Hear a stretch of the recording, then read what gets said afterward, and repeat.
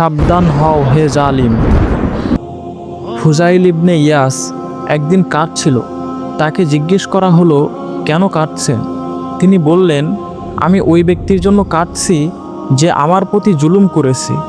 আমি ওই ব্যক্তির জন্য কাঁদছি যে আমার প্রতি জুলুম করেছে, কারণ কিয়ামতের দিন আল্লাহর সামনে তার বাঁচার কোনো উপায় থাকবে না। প্রিয় ভাইরা, ইয়াহিয়া নামে একজন বাচ্চা ছিল।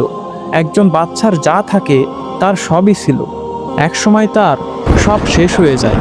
তাই বলি ভাইরা, কোনো রাজত্বই চিরস্থায়ী নয়, কোনো জুলুমই চিরদিনের জন্য নয়।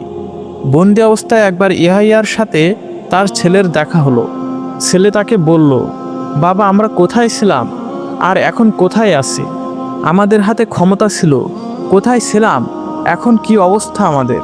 ইয়াহিয়া বলেন, হে আমার ছেলে, এগুলো রাতের আধারে মজলুমের বদদোয়ার ফসল।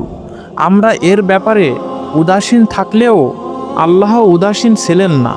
কিয়ামতের দিন পুলসিরাতের উপর থেকে ডাকা হবে। ওই যুগের জালিমদের জন্য আফসোস, যারা জুলুমের মাত্রা বাড়িয়েই চলেছে। এই যুগের জালিমরা কেন এই হাদিস শুনে না?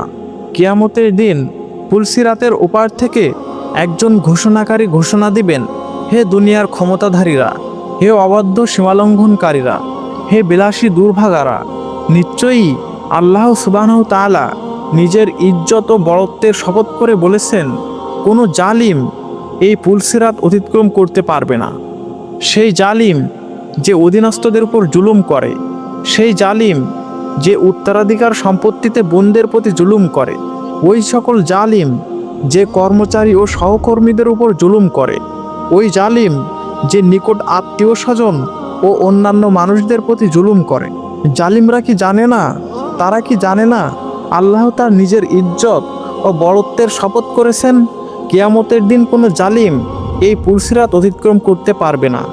সবশেষে এই জালিমদের বলতে চাই, তোমরা যত বেশি জুলুমই করো না কেন, যতই বড়াই করো না কেন, মানুষের জন্য যতই কঠোরতা দেখাও, অন্যদের জন্য পুলসিরাত স্থির থাকলেও তোমরা তা পারতে পারবে না।